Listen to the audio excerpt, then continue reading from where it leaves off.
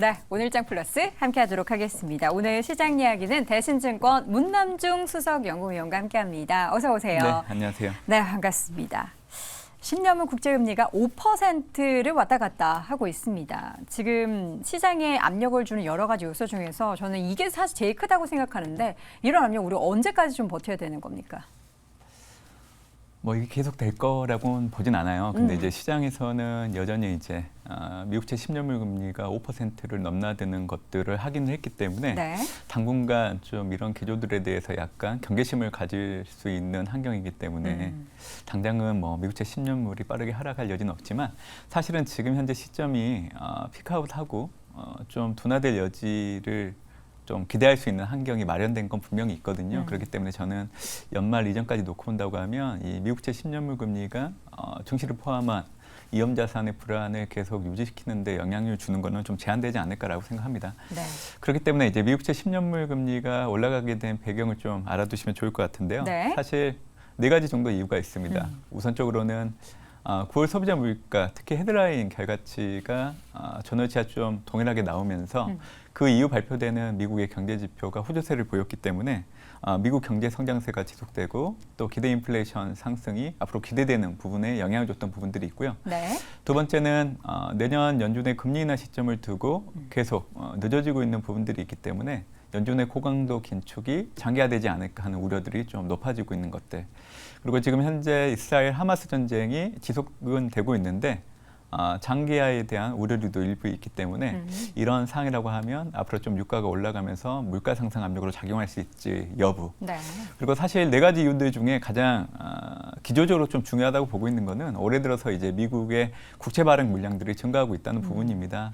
GDP 대비 재정 적자 비율을 놓고 본다고 하면 올해 3분기가 5.2, 4분기가 5.6 정도로 지금 비율이 계속 높아지고 있는 상황이라고 하면 사실 미국채 물량이 시장으로 계속 들어오는 여지, 그리고 지금 주요국들이 가지고 있는 미국 국채를 매도하는 물량들도 있기 때문에 그래서 이러한 4가지 이유를 놓고 온다고 하면 미국채 금리가 지금까지 올라왔던 이유기도 하지만 반대로 생각을 해보면 또 이게 연속성을 갖기는 어렵다고 보고 있기 때문에 그래서 저는 증시에 미치는 영향력은 시간이 지날수록 좀 둔화될 여지는 있지 않나라는 생각을 좀 해보고 있습니다. 말씀해 주셨던 국채 금리를 끌어올렸던 4가지 이슈는 시간이 지날수록 하나하나씩 좀 소강 상태, 그러니까 사라지게 되는 그 원인이 될 텐데 그게 사라지는 데는 어쨌든 상당 기간의 시간이 소요가 될 거기 때문에 우리는 그 사이를 좀 잘 버텨내야 될 것 같습니다. 이 고금리로 인해서 미국 쪽의 소비가 좀 둔화되는 조짐도 같이 좀 나오고 있습니까? 전혀 그렇지 않죠. 돈을 잘 쓰고 있나요? 네, 이번 달 발표된 소매 판매 지표를 놓고 온다고 하면 이제 전월 대비 0.7% 증가하는 모습이 나타났기 때문에 예상보다는 미국 경제의 성장 흐름이 앞으로도 계속 유지될 여지는 크다고 생각을 하고 있고요. 이렇게 됐던 이유들은 크게 2가지 정도로 얘기 드릴 수 있을 것 같은데요. 네. 일단 미국은 현재 시중 유동성이 상당히 풍부한 상황입니다. 연준의 총 자산을 놓고 본다고 하더라도 2019년도 말 대비 그러니까 양적 긴축이 진행된 이후에 연준의 총 자산이 줄었던 그 폭을 놓고 온다고 하면 증가했던 속도는 113%였는데 이게 줄어드는 속도가 마이너스 6% 정도였기 때문에 시중 유동성이 잘 걷어들이지 않고 있다는 것을 방증을 해주는 거고요. 협의 통화인 M2를 놓고 온다고 하더라도 42% 정도 속도로 증가했던 상황이 있지만 연준의 금리 인상 이후로 올해 6월까지 감소했던 폭을 놓고 온다고 하면 마이너스 4%에 그쳤기 때문에 결국 팬데믹을 겪으면서 늘어났던 시중 유동성이 의외로 줄어들고 있는 속도가 상당히 낮기 때문에 이걸 바탕으로 이제 미국 경제가 견고한 흐름을 좀 보이고 있다고 판단해 주시면 좋을 것 같고요. 그리고 GDP 대비 재정 적자 비율을 잠깐 언급은 해드리긴 했었지만 과거 연준의 금리 인상을 했던 구간과 비교를 해보면 상대적으로 좀 완화적인 기조가 있기 때문에 그래서 금융 여건 긴축이 의외로 나타나고 있지 않은 부분들이 있기 때문에 그래서 미국 경제의 성장 흐름들이 앞으로도 견고하게 움직일 여지는 상당히 크다라고 분석을 하고 있습니다. 항상 그 소비가 꺾일 만한 내용들에 대해서 이야기가 참 많이 나와요. 그럼에도 불구하고 미국의 소비는 여전히 건재하다라는 것을 보여주는데 문제는 사실 미국이 아닙니다. 우리나라가 문제인 것 같아요. 우리나라가 미국 대비해서 경기 여건이나 뭐 소비적인 측면에서 보면 훨씬 더 많은 타격을 받고 있는 것 같고 지금 보면 지수도 코스피가 이걸 굉장히 중요하게 생각하나요? 2,400선을 하회하는 움직임들이 나타나고 있는데 어떻게 이게 중요한 건지 추가 하락 가능성을 좀 염두에 둬야 되는 건지 어떻게 보십니까? 전반적인 분위기는 2,400선 아래에서는 비중 늘려야 된다는 의견들을 많이 지지하고 있는 것 같아요.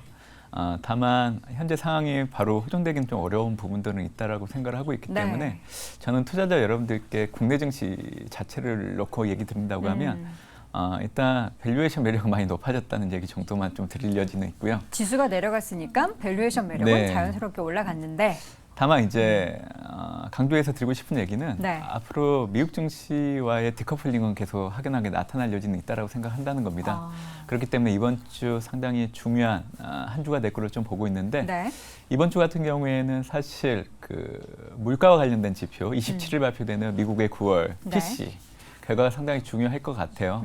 사실 이번 달 발표된 9월 소비자 물가 같은 경우에는 헤드라인 물가가 예상치를 상회하고 전월치와 동일했기 때문에 이 부분에 주목을 하고 앞으로 물가의 경직성이 높아질 수 있다는 해석으로 좀 기결됐기 때문에 사실 연준의 금리 인상 사이클이 끝났다고 생각하기보다는 한 번 더 금리를 올릴 여지도 있다라고 해석을 했기 때문에 시장에 무게감을 좀 줬던 상황이긴 하는데 지금 현재 9월 PC 결과를 예상하는 값을 놓고 온다고 하면 전월보다는 둔화되는 흐름들이 헤드라인과 코어 모두 확인될 걸로 예상되고 있기 때문에 아무래도 이제 연준의 금리 인상 사이클이 끝나지 않았을까라는 시장의 해석을 높이는 결과로 매칭되지 않을까 생각을 하고 있고요. 또 25일 같은 경우에는 ECB 통화정책 회의를 앞두고 있는데 금리 인상 동결을 좀 예측을 하고 있는 부분들이 있습니다. 이 얘기는 결국 미국과 ECB 같은 선진국의 금리 인상 사이클이 이제는 좀 끝나가고 있다는 것들을 어느 정도 시장에서 확인해 줄 수 있는 결과로 기회가 될 수 있다고 보고 있기 때문에 결국 좀 증시의 변동성을 축소하는 계기가 될 여지는 상당히 크다라고 생각을 하고 있습니다. 부디 그 변동성이 빨리 이게 축소될 거는 언젠가는 될 거긴 한데 그게 좀 시기가 빨리 왔으면 좋겠습니다. 지금 채권 투자하시는 분들 손실이 굉장히 크거든요. 물론 지금 접근하는 분들도 더 많으실 수도 있겠지만 기존 채권 투자자분들, 그러니까 지금 신규 말고 기존 채권 투자자분들 전략은 어떻게 좀 생각을 하십니까?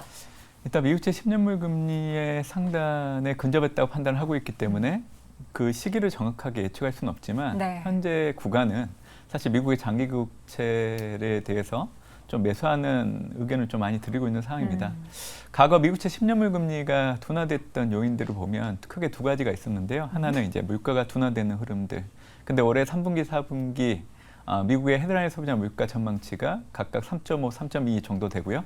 또 9월 수정경제 전망을 통한 연준이 바라보는 올해와 내후년에 이제 근원 PC 전망치를 놓고 온다고 하더라도 그 둔화되는 폭 자체가 빨리 떨어지고 있는 부분들이 있죠. 그리고 가장 중요한 거는 연준의 금리 인상 사이클 종료는 과거 이제 미국채 10년물 금리의 하락 반전을 유도하면서 앞으로 이제 연준이 금리 인하를 할 수 있다는 기대를 높일 수 있기 때문에 수익률 곡선의 역전폭을 둔화됐던 상황으로 기결됐던 게 항상 확인됐다는 겁니다.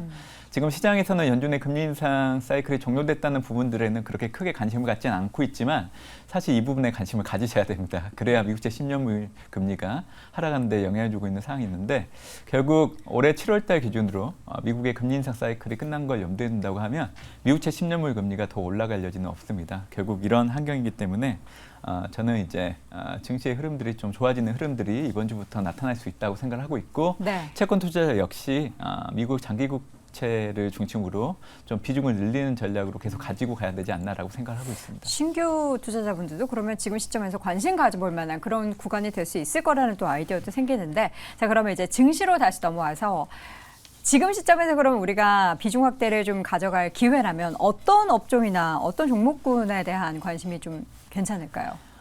사실 미국채 10년물 금리가 빠르게 올라온 만큼 하락 반전하게 된다고 하면 그만큼 하락폭이 두드러질 겁니다. 그렇기 때문에 올해 주도 섹터였던 커뮤니케이션, 경기 소비재, IT에 대해서는 꾸준하게 계속 보셔야 된다는 얘기 드리고 싶다고 생각을 하고 있고요. 그렇기 때문에 기존 주도 지수와 섹터의 흐름들이 바뀌지 않을 걸로 좀 보고 있고요. 국내 같은 경우에는 반도체와 자동차, 기계, 2차 전지 내에서도 쇠 중심으로 접근하는 게 중요할 걸로 좀 보고 있습니다. 지금 시장 상황은 상당히 어렵지만 사실 또 11월 이후 연말을 염두에 둔다고 하면 또 이게 언제쯤 있었냐고 생각이 들 거라고 생각을 하고 있기 때문에 중요한 거는 정책금리를 하회하는 물가 추이가 앞으로도 계속 유지된다고 하면 위험 자산에 대한 선호 흐름들이 꺾일 여지는 없다는 얘기를 좀 계속 드리고 싶습니다. 네. 시장 상황의 변화가 지금의 이제 고통을 지나가고 나서 그 언젠가 나왔을 때 지금의 이 이야기를 마저 그때 이 또한 지나가리라 했는데 그게 바로 지금이구나라고 무릎을 치는 날이 하루빨리 왔으면 좋겠습니다. 오늘 이 시간 대신증권 문남중 수석연구위원 함께했습니다. 위원님 고맙습니다. 네, 고맙습니다.